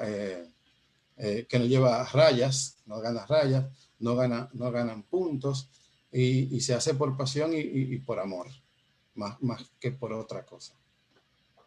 Vea, a mí me gustaría complementar el tema del liderazgo juvenil con la pregunta que hace sobre el deporte como tal, digamos, cómo fomenta y posibilita el liderazgo. Yo creo que es una de las disciplinas más maravillosas para trabajar el liderazgo juvenil y adulto también, porque creo que desde la posibilidad de trabajar en las capacidades propias de un líder, si tú miras las capacidades de un líder, todas se pueden desarrollar por medio del deporte. El deporte empodera, el deporte posibilita disciplina, conocimiento propio, reconocimiento de los límites, reconocimiento de tus posibilidades, y todas esas características, si hiciéramos una lista de las características de un líder y las características que se pueden lograr a través del deporte, entonces podríamos, digamos que sabemos que se pueden formar líderes por medio del deporte, pero también el deporte es un espacio propicio para practicar el liderazgo, desde las cosas más mínimas digamos, en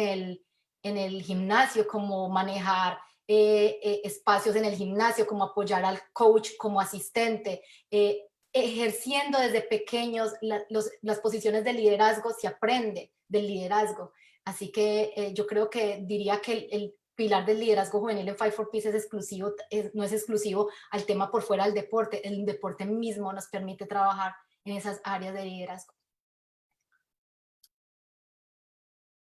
Muchas gracias, Caro. Y justamente hablando de este asunto de hacerlo desde la base, de promover estos procesos desde abajo, desde el territorio, Carolina, continuando contigo, me gustaría mucho que nos contaras de pronto cuáles son esas ventajas que tienen estas organizaciones que están en los territorios para incidir en estos procesos de paz, pero también las limitaciones que encuentras, digamos, y te lo pregunto porque creo que tienes la autoridad de decirlo porque tienes la coordinación de organizaciones de esta índole en todo el mundo, digamos, en diferentes países. Entonces, me gustaría un poco que nos contaras esos factores comunes desde las oportunidades y también.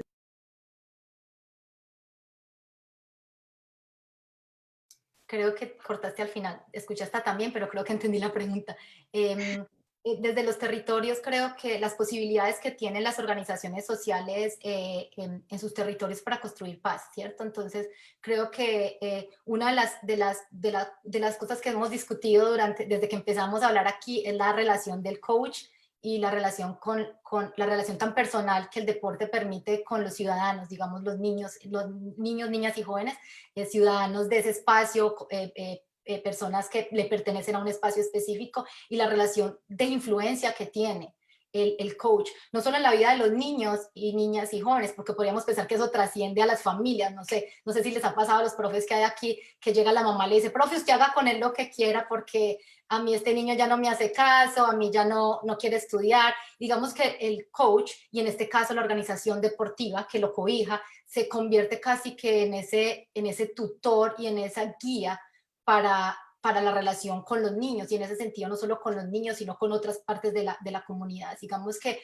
en Maré, como todos saben, yo no trabajo directamente en la sede de Brasil, pero sé que Maré se ha convertido en un espacio de conciliación comunitaria, un espacio donde los diferentes buscan un espacio neutro donde puedan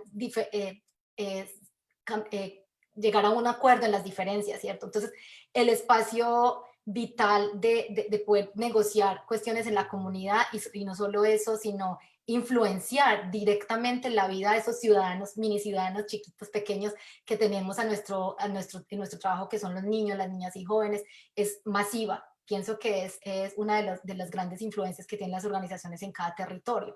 O sea, en la red de la Alianza de Fight for Peace, nosotros tenemos organizaciones que trabajan territorialmente, que digamos que el tema territorial es muy de Colombia y de Latinoamérica. Creo que en otras regiones se trabaja, o en otros países del mundo trabajan más como el tema por áreas. Por ejemplo, hay una organización con la que trabajamos que trabaja más como con el tema de víctimas y perpetuadores de violencia sexual, por ejemplo. Aquí no estamos hablando de un territorio, estamos hablando de un sector, un específico, digamos, de un nicho como tal.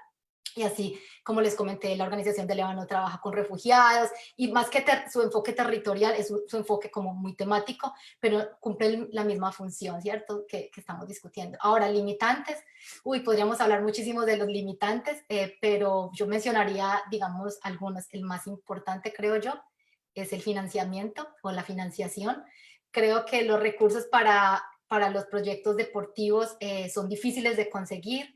Me dirán ustedes que les toca aplicar por fondos todos los días lo difícil que esto es, tal vez porque falta más conocimiento de muchos entes que dan dinero o que proveen dinero, como las corporaciones, como el Estado, como las fundaciones. No hay mucha priorización todavía para programas deportivos. Me puedo equivocar en mi conocimiento. Creo que las organizaciones sufren muchísimo por el tema financiero, pero no solo la falta de recursos, sino que cuando existen muchas organizaciones deportivas no están preparadas para aplicar a los mismos, o no cualifican para lo que se les exige. Por ejemplo, yo creo que en el caso de Colombia, o en el caso de casi todas las organizaciones con las que trabajamos, muchos de ellos son clubes deportivos que ni siquiera tienen el estatus legal para poder aplicar a un fondo del Estado para contratar con una organización. Entonces, ¿cómo vamos a poder posibilitar los procesos que ellos realizan? Es muy difícil. Y una vez logran, digamos, tener por lo menos el estatus, hay muchos otros esquemas que se quedan por fuera. Por ejemplo, la gobernanza que se exige, los niveles de auditoría financiera. O sea, es un mundo. No quiero desanimar a nadie, pero creo que es uno de los limitantes como que más grandes que uno puede, que nosotros podemos encontrar, lo que yo veo, digamos, que en la red. Yo diría que, ¿puedo seguir? Sí, dale, que estamos bien de tiempo. Otro de los limitantes creo que es el tema de la sostenibilidad, porque los procesos deportivos, y tiene que ver con lo financiero también, los procesos deportivos, una vez yo creo que las personas que acá que practican un deporte, que tenemos varios, yo nunca fui deportista desde niña, practiqué muchos deportes y no me quedé con ninguno en específico, pero las personas que logran engancharse con un deporte, esto va por vida, esto es sostenible para todo su ciclo vital, y muchas veces los procesos deportivos no logran cubrir ese ciclo vital que es el deporte para un individuo, porque no son sostenibles, porque no pueden lograr sostenibilidad más allá de un proyecto de 2 años, 3 años y mucho. Entonces, muchos proyectos deportivos llegan a un espacio, a un territorio, se establecen y se tienen que ir. Así que la sostenibilidad creo que es uno de los problemas básicos que tienen las organizaciones que trabajan en este sector. Yo diría que la infraestructura, yo hablo mucho, pero la infraestructura, que es un limitante en muchos sectores de los que trabajamos, y la cobertura, y creo que esto es muy vigente con el tema del COVID y con la nueva normalidad, porque hasta nosotros mismos estamos experimentando aquí, todas personas y organizaciones que tenemos internet, de computadores, la dificultad que es acceder a los servicios. Y hoy en día se ha vuelto un reto para las organizaciones deportivas enfrentarse a esto, organizaciones que trabajan con refugiados, con niños sin acceso, con personas que viven en lugares que no hay acceso de internet. Así que esto es un reto grandísimo que se nos viene para las organizaciones sociales y que ya representa un limitante. Y yo creo que en último también lo representamos aquí, la falta de representación femenina en el deporte. No es falta, hay muchas mujeres en muchas líneas y en muchos niveles, pero falta en todos los niveles, desde la gerencia deportiva hasta la práctica, incluso en el deporte para el desarrollo, porque no somos muchas o no somos las necesarias para ser representativas, porque somos la mitad de la población. Deberíamos ser la mitad en todos los espacios. Carolina, Dime. destaco que de punto de vista de nuestra experiencia, en la construcción de las canchas hay muchas responsabilidades importantes, lo que nosotros llamamos capitanes: sustentabilidad, seguridad, programación, construcción. Y uno de los aprendizajes que tenemos es el enfoque en mujeres para liderar esas posiciones y cómo mejor han salido los resultados de este enfoque. Entonces, no solamente desde el top, desde el liderazgo, pero también en la implementación hemos visto muchos indicadores de que el involucramiento femenil en el liderazgo comunitario lleva a muy buenos resultados. Claro que sí. Felicitaciones por eso. Muchas gracias por los aportes. Diogo, no sé si quisieras aportar esto en términos de las organizaciones a partir del white paper que hiciste hace poco. Sí, hicimos este white paper, yo he colaborado con él en junio. De hecho, la parte financiera, ¿no? Fue apuntado por la gran parte de las organizaciones como una limitación. Ahora, una de las cosas que quería hasta levantar aquí para otro comentario es la importancia y el papel, no sé cómo decir, de los informes. Porque los informes, ellos que deberían ayudar las iniciativas, ¿no? Y ayudar exactamente a buscar más financiamiento para que sea más sostenible, etcétera. ¿Cuál es, cómo trabajamos estos informes? De manera que no estemos a hablar de números y cuántos de mujeres, cuántos de hombres, y sino de transformaciones, ¿no? Cómo utilizar el informe como una plataforma de mostrar, por ejemplo, lo que ha dicho Nick ahora, la transformación de tener mujeres en el liderazgo, en papeles de liderazgo en la comunidad. ¿Qué trae eso? Y quizás la respuesta para algunas limitaciones que hemos hablado aquí está en la manera que hacemos los informes.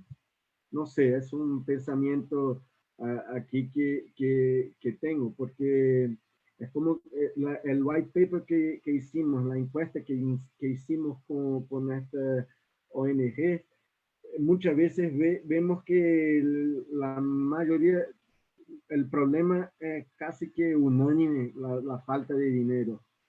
Y también es interesante de ver que la fuente de recursos muchas veces son las mismas, ¿no? También. Entonces, ¿qué debemos hacer diferente? Y quizás para mí la cuestión está en los informes para trabajar con estas limitaciones que han sido levantadas aquí. Yo quiero complementar algo porque me recordás también de un limitante cuando hablas de los informes, y es un limitante grande que yo he visto en las organizaciones con las que trabajamos, no sé si el caso les pasa a ustedes, es la falta de monitoreo de evaluación de los procesos deportivos locales.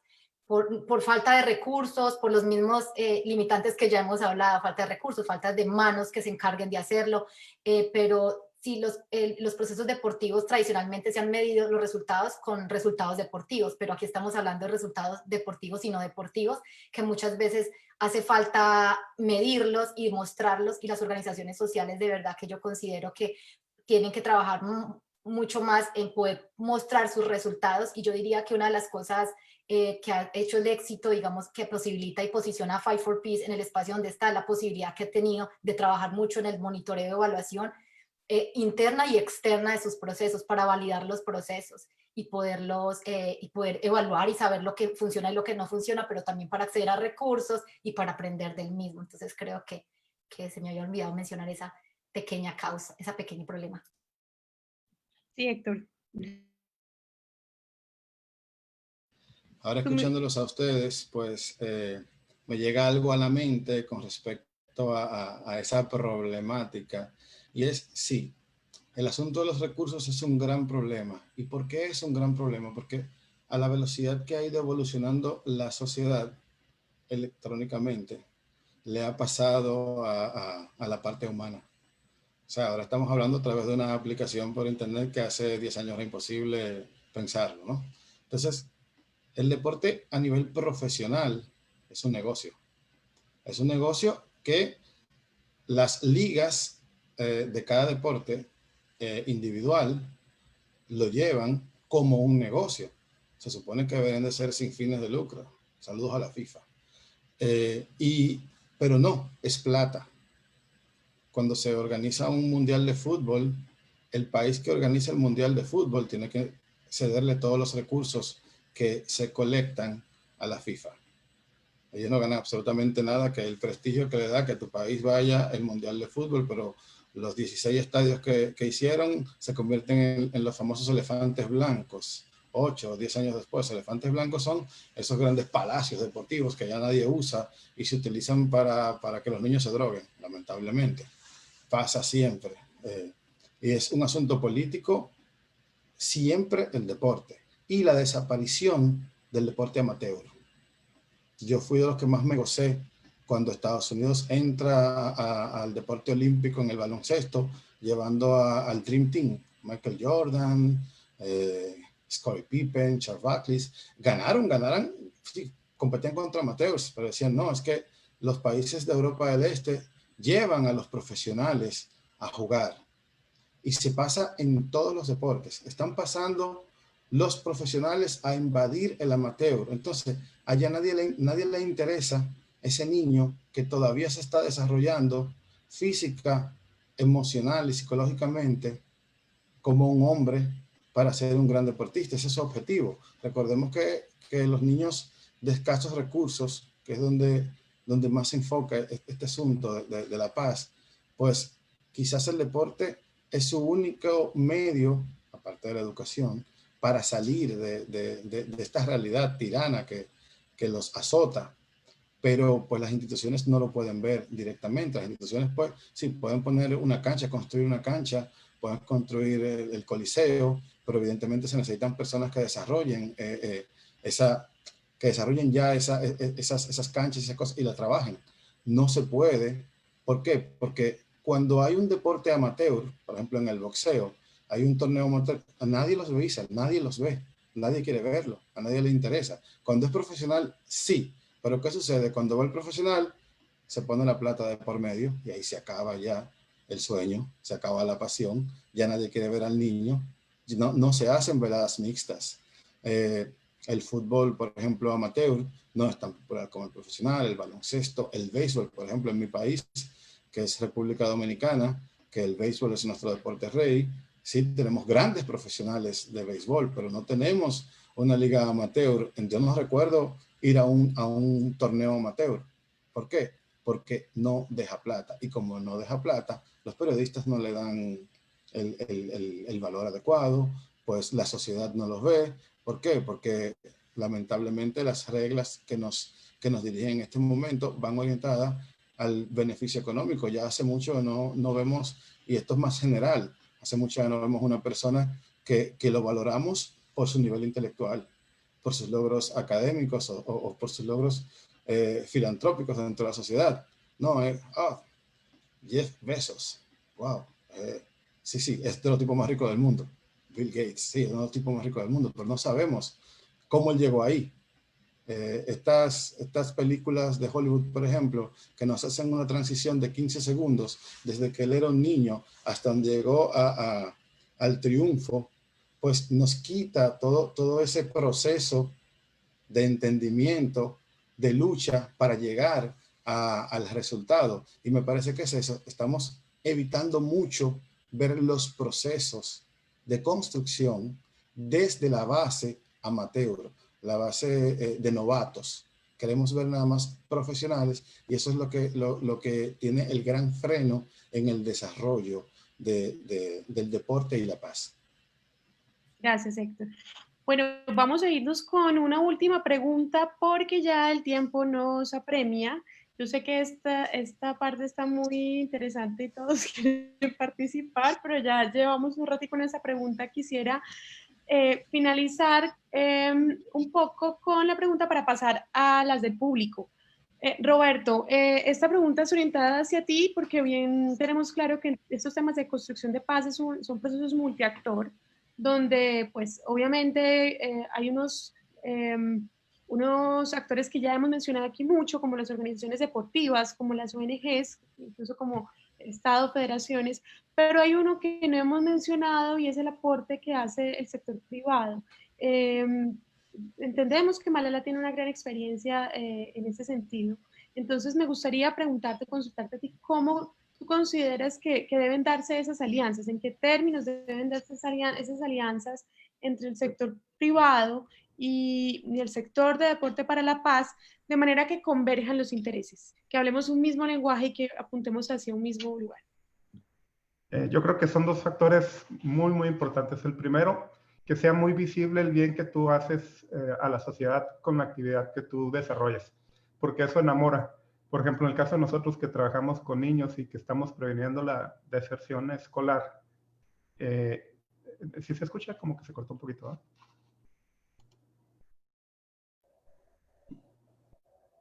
Te escuchamos. Sí, me escuchan. Quité la imagen para que se escuche mejor. El que tú estés aportando algo a la sociedad y claramente las empresas puedan ver cómo beneficia esto, inspira a que te ayuden. Y para esto tú tienes que tener como dos cosas muy buenas. Una es que seas sostenible en el tiempo, porque a nadie le gusta una organización que depende de ti y si en algún momento tienes un problema económico y como empresa no puedes apoyar, va a desaparecer. Es una carga moral muy fuerte. Entonces yo creo que es muy importante que todos busquemos que nuestras organizaciones sean sostenibles en el tiempo y no dependan solamente de una sola persona.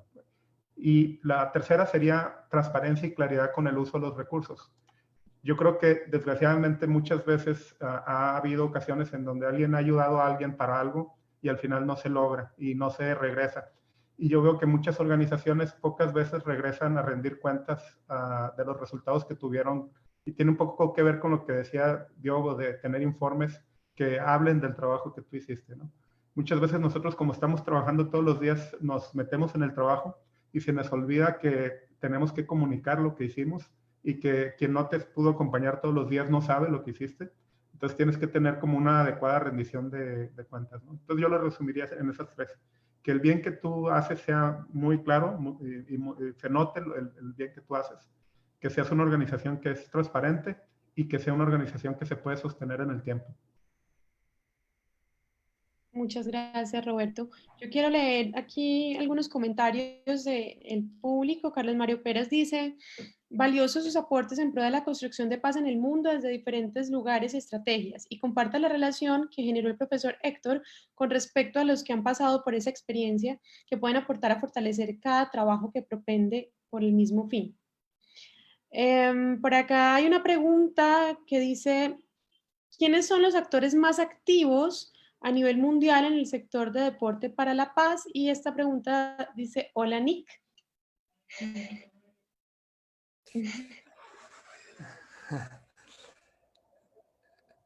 Puede ser que este es un asunto, como señaló Héctor, que está pasando de ser un tema tratado por ONGs o por organizaciones locales, y sí hay un movimiento más fuerte, sobre todo en términos de recursos, hacia inclusive el sector del deporte profesional, hacia fundaciones que son sostenidos por gobiernos soberanos del Medio Oriente, por ejemplo. Estamos viendo es un momento donde el deporte tiene sus dos caras, pero todo el mundo está mirando lo bueno que el deporte puede ofrecer. Entonces, yo creo que el movimiento que tenemos hacia más y más dinero entrando en ese ámbito, y siendo ese dinero de origen de actores que quizás tienen objetivos políticos o objetivos sociales, ojalá, a veces los dos, objetivos profesionales, deportivos, puede ser el objetivo de incluso querer ganar más fanáticos. Yo les podría citar ejemplos de clubes profesionales que han utilizado el tema de fútbol para el desarrollo social como su principal vínculo de construir su imagen en ciertos países para atraer fanáticos del equipo. Entonces, yo respondería a esa pregunta para decir, hay un poco de todo. Hay fundaciones, hay organizaciones dedicadas exclusivamente a eso. Hay organizaciones que operan solamente de forma local y que nadie ni siquiera sabe que existen, aparte de los que viven dentro de la comunidad. Y hay organizaciones grandes como gobiernos, fondos soberanos, clubes y equipos y ligas grandes que están entrando en este ámbito. ¿Cómo hacemos para asegurar que los recursos están siendo bien direccionados? Como señaló Roberto, la transparencia, la sostenibilidad de ese movimiento es un reto que vamos a enfrentar. Afortunadamente, hoy día hay mucho más dinero en el deporte para el desarrollo que hace 5 años o hace 10 años o hace 20. Yo complementaría, Bea, con el tema de los agentes. Creo que la academia también juega un papel muy importante en el proceso, y cada vez más hay universidades y centros de estudio sobre el deporte para el desarrollo e investigación, y creo que juegan un papel fundamental también en este proceso de aprender y de progresar en el sector. Bien, muchísimas gracias por las respuestas. Aquí pregunta Snyder Contreras, dice, el deporte social comunitario es fundamental para los procesos de paz y reconciliación. ¿Por qué el Gobierno Nacional y Ministerio del Deporte no le dan la importancia que merita para su fortalecimiento y desarrollo en las diferentes comunidades? ¿Cómo se pueden priorizar y fomentar dentro de la política pública? Esto da para una tesis doctoral, ¿no? No sé si alguna de ustedes quisiera hacer algún comentario al respecto, que creo que parte de lo que ya se ha mencionado va tocando un poco como o dar respuesta a esto, pero no sé si alguien quiere aportar algo en este sentido. ¿Quieren que continuemos, Diego? Yo iba a decir que esto de hecho vuelve a la cuestión del contexto local de cada uno, de cada país, región, ¿no? Y que no necesariamente, como piensan muchos y como defienden algunos, tener un evento de grande como de tamaño, no quiere decir necesariamente que los problemas van a ser trabajados. Y Río es un ejemplo de eso, que el año de las Olimpiadas, educación física se ha salido del programa del currículo de las escuelas. Entonces, eso es muy interesante como legado al revés, ¿no? Y una de las cosas que hemos identificado en esta encuesta que hemos hecho para el white paper,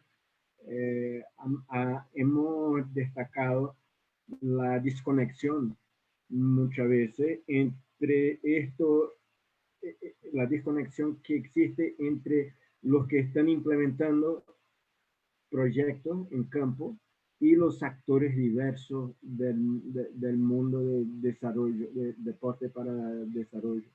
Entonces hay mucho que mejorar en estas conexiones de actores, y vuelvo a reforzar lo que ha dicho Carolina antes de la importancia del monitoreo para contar una historia, para convencerle al poder público que sí, que sin invertir en eso aquí quiere decir menos gastos, digamos, con salud pública o lo que sea. Hay que haber más inversión de los actores involucrados en el sector para demostrar la causalidad de lo que dicen ser.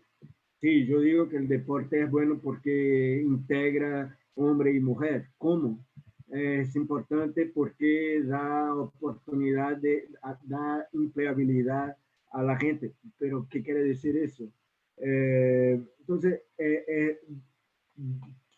tornar más evidente esta idea de causalidad para que el poder público y también otros donadores, ¿no? El sector privado y todo, estén más dispuestos a participar. Creo que aquí se responde además la pregunta de David Ricardo, donde justamente preguntaba por qué importancia dan a la medición de impacto. También mencionaste algo de eso, Diogo, pero no sé si alguno quiere agregar, Carolina, por ejemplo, en términos de monitoreo de evaluación, que Piper Peace también es abanderado de estos temas.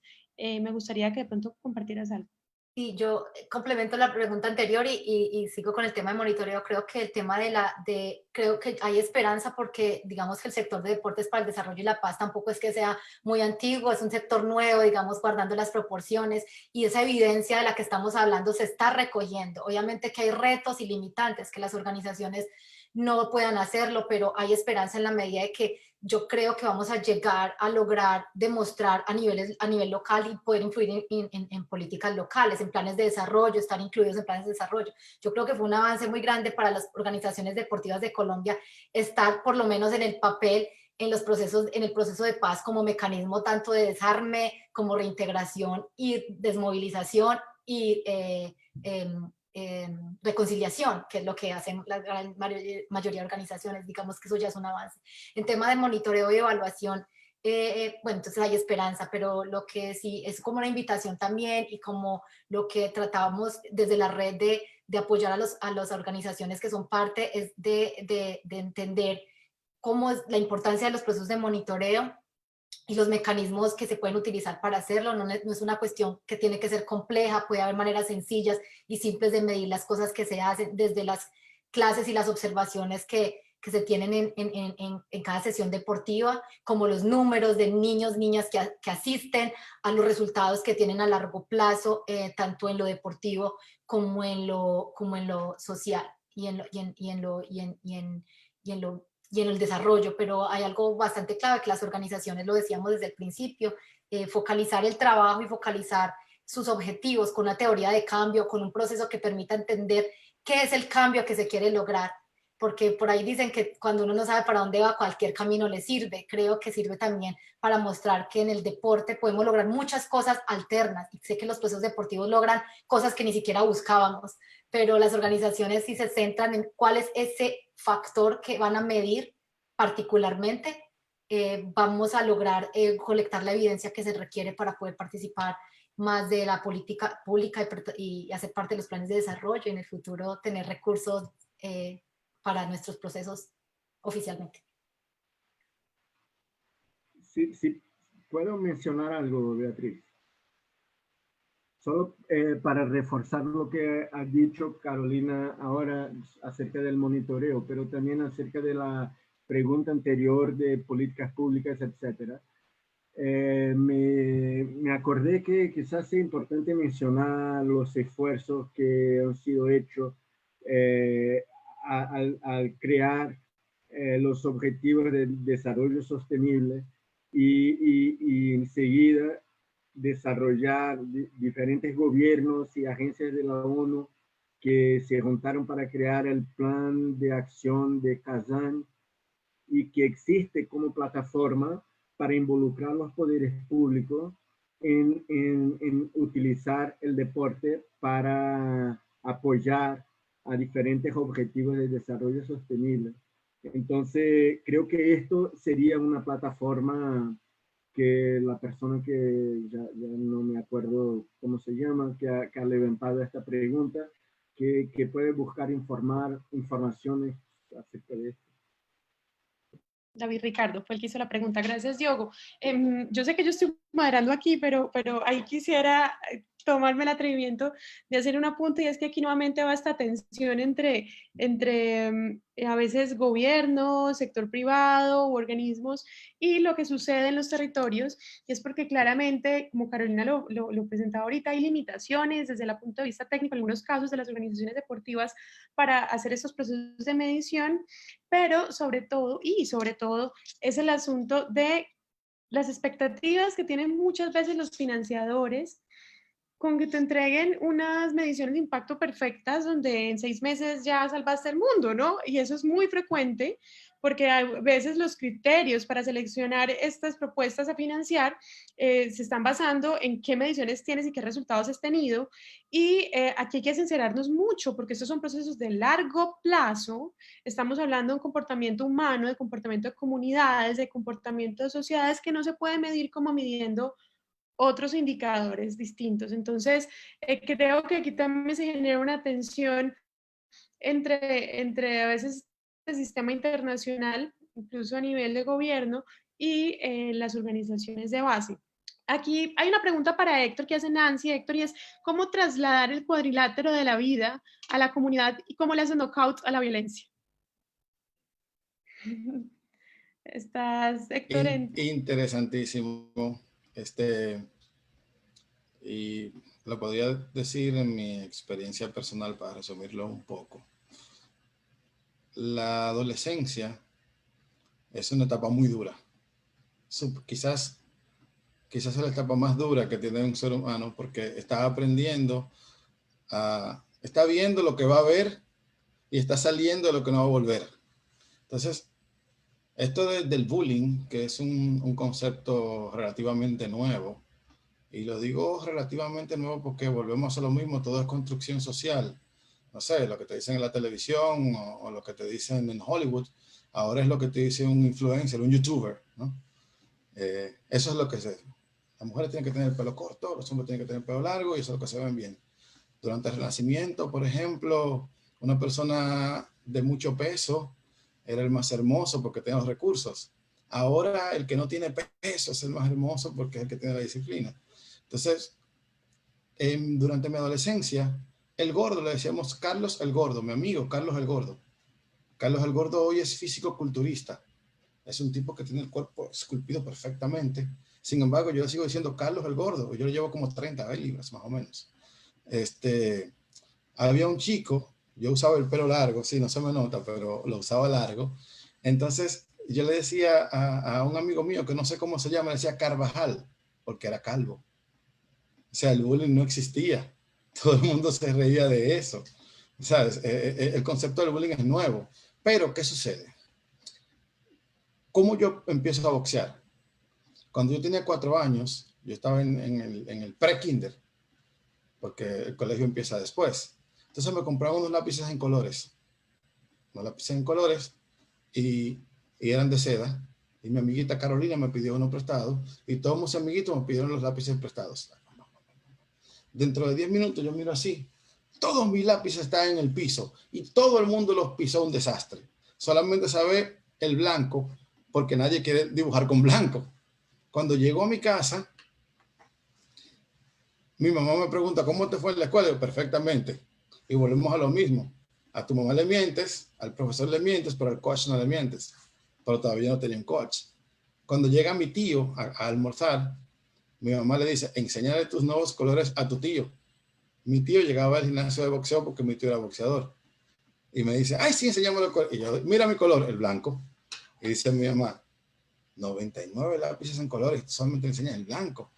Y dice, él déjame ver, y cuando coge la caja, pero está vacía, me preguntan qué pasó, y le hago el cuento, y mi mamá me pregunta, ¿y si esos niños iban tomando tus colores? ¿Por qué tú no les dijiste, hey, esos son mis colores, no los uses? Y yo sé esa gran palabra, me dio miedo. ¿Cómo que te dio miedo? Sí, porque fulano es más grande que yo, y era medio, tú sabes, me empujaba. Entonces mi tío me dijo, bueno, pues báñate y vamos para el gimnasio. Y me lleva a un gimnasio de boxeo y me enseña a 2 niños guanteando. En boxeo, pelear se llama guantear, o en inglés sparring. Es que te ponen guantes grandes para que no te hagas daño, una careta, un protector genital y un protector bucal. En algunos casos, yo, por ejemplo, les pongo un protector de pecho para que los golpes al cuerpo no duran tanto. Entonces él me decía, ¿ves cómo ese niño cuando lo agreden, él vuelve y agrede? Y yo, sí, perfectamente. Y me dice, ¿tú te atreverías a hacer eso? Claro que yo lo haría, como que no. Ah, tú lo harías, ponte los guantes. Entonces ese día me puse los guantes y me di cuenta que era muy difícil. Pero tenía 4 años. Cuando yo tenía 12 años, ya yo jugaba baloncesto, de la selección nacional de baloncesto, mini básquet, y tenía 8 años boxeando. Entonces, sí, cuando jugaba baloncesto en la cancha, hay codos, hay empujones, hay un sinnúmero de cosas que tú no puedes controlar. Esa violencia, por ejemplo, que hay en el fútbol, dentro de la cancha, ¿no? Esos niños que son abusones, que son más fuertes. Pero ¿sabes qué? Cuando a mí me daban un empujón, yo me reía porque yo sabía que yo no podía pelear con él, no porque yo tenía miedo, es que le iba a hacer mucho daño, porque yo tenía 8 años peleando y él nunca había peleado. Entonces, cuando me tocaba pelear, que sí me tocó, que yo veía que el niño se paraba, cuando yo hacía así, yo me reía y le hacía así, espérate, y paraba el pleito, y ya yo no era un cobarde. Yo nunca tuve que pelear. ¿Por qué? Porque nunca lo necesité. Cuando entró al jiu-jitsu, que era el jiu-jitsu japonés, es diferente al brasilero, porque el jiu-jitsu japonés se usa como un arte de exhibición porque se creó para que los campesinos se defendieran de los guardianes imperiales, que eran los samuráis que tenían la katana, y era para poderle quitar la katana e inutilizarlos. No se puede hacer competencias porque es un arte de destrucción y no se pelea en destrucción, simplemente es la calma y uno aprende a ser calmo. Entonces, para contestar la pregunta, ¿cómo se le da un knockout a la violencia desde el deporte y más estos deportes de contactos que son violentos?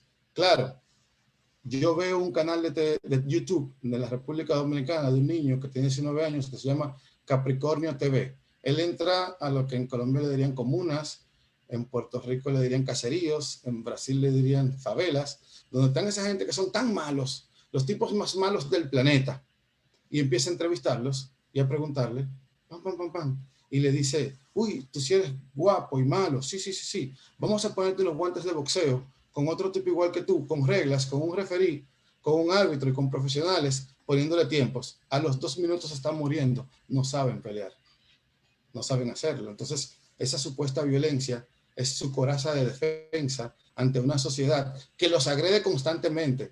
No le dan oportunidades, no lo dejan estudiar, los clasifican, etcétera, etcétera, etcétera. Ellos se llenan de una cara de malo, pero en realidad no son malos. Si uno instruye a los niños a través del deporte, ya sea de contacto, ya sea de competición, de que esa arma se puede canalizar para simplemente protegerte, al final nadie nunca va a querer agredir a nadie, porque cada vez que en los momentos de mi vida donde yo he perdido la paciencia, lo primero que yo pienso es, si peleo con este tipo, le puedo hacer un daño, pero si es igual que yo, me lo va a hacer peor porque me va a sorprender. Vamos entonces a conversar. Y ahí es que llega aquella frase que dice, trabajo duro y compromiso. Luego que te comprometes y aprendes, se convierte en trabajo duro y disciplina. La disciplina de protegerte, no a ti, proteger al que está frente a ti. Así el deporte crea la paz en las sociedades difíciles. Muchas gracias, Héctor. Bueno, creo que hemos llegado al final, se nos quedaron algunas preguntas por fuera, pero pues no quiero abusar porque ya sabemos que hay dos de nuestros invitados que están en este momento en Europa, está muy tarde, pero quiero agradecerles a todos nuevamente la participación. Realmente creo que fue un conversatorio muy integral, tocamos muchos vértices de este asunto de la paz, nos quedaron otra cantidad por fuera, pero aquí hay también perspectivas distintas desde regiones distintas del mundo que creo que lo hicieron muy enriquecedor. Agradecer mucho Carolina, Diogo, Nick, Roberto, Héctor por la participación y pues desafortunadamente Juliana no nos pudo acompañar hoy, pero creo que estuvo bien representada en Five of Peace por Caro. Y bueno, discúlpenos, ya les había advertido desde el inicio a las personas del chat que seguramente no nos iba a quedar tiempo para todas las preguntas y había que filtrarlas, pero bueno, aquí esperaremos luego encontrarnos en otros espacios. Tengo una idea, tal vez ¿Claro? si algunas preguntas y nosotros podemos revisar el chat y tal vez hoy o mañana responder en el chat para que no se queden en el tintero, creo que lo podemos hacer a manera personal cuando tengamos Idea. Hay, claro, hay preguntas para ti también. Creo que hay una pregunta para Nick. Bueno, ustedes si quieren, me parece muy buena idea y si tienen un tiempito de revisarlo, ahí van a estar. Siendo ya aquí en Colombia las 12:04 del mediodía, entonces nos despedimos nuevamente. Muchísimas gracias a todos y a los que participaron. Muchas gracias. Gracias, nos vemos. Buen día.